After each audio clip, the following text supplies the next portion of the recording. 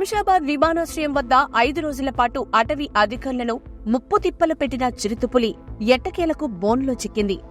ఎరగా వేసిన మేకను తినేందుకు గురువారం రాత్రి బోనులోకి దూరి అందులోనే ఇరుక్కుంది. ఈ చిరుతను నెహ్రూ జూ పార్కుకు తరలించనున్నారు. జూలో చిరుత ఆరోగ్య పరిస్థితిని 24 గంటల పాటు పరిశీలించి అనంతరం అమరాబాద్ టైగర్ రిజర్వుకు తరలించనున్నట్లుగా అటవీశాఖ అధికారులు తెలిపారు.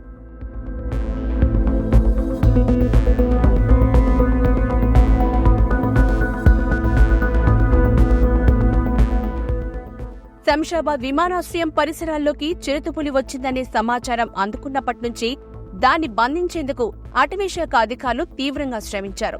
ట్రాప్ కెమెరాల ద్వారా చిరుత ఆచూకీని గుర్తించిన అధికారులు దాన్ని బంధించేందుకు ఎయిర్పోర్టు చుట్టుపక్కల 5 బోన్లు, 25 సీసీ కెమెరాలు ఏర్పాటు చేశారు.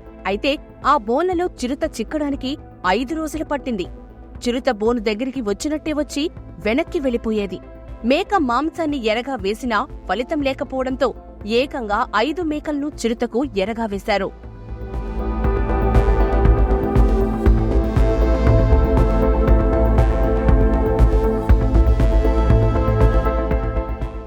బోన్లు ఏర్పాటు చేసిన 5 చోట్ల మంగళవారం రాత్రి ఒక్కో మేకను ఒక్కో బోన్లో ఉంచారు. అయితే చిరుత బోను వరకు వెళ్లి అందులోకి వెళ్లకుండా పక్కకు వెళ్లిపోయినట్టు సీసీ కెమెరాలో రికార్డైంది.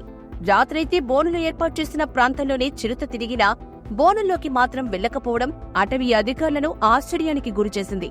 మొత్తానికి 5వ రోజు అంటే గురువారం రాత్రి మేకను తినేందుకు బోనులోకి దూరి చిరుత చిక్కింది.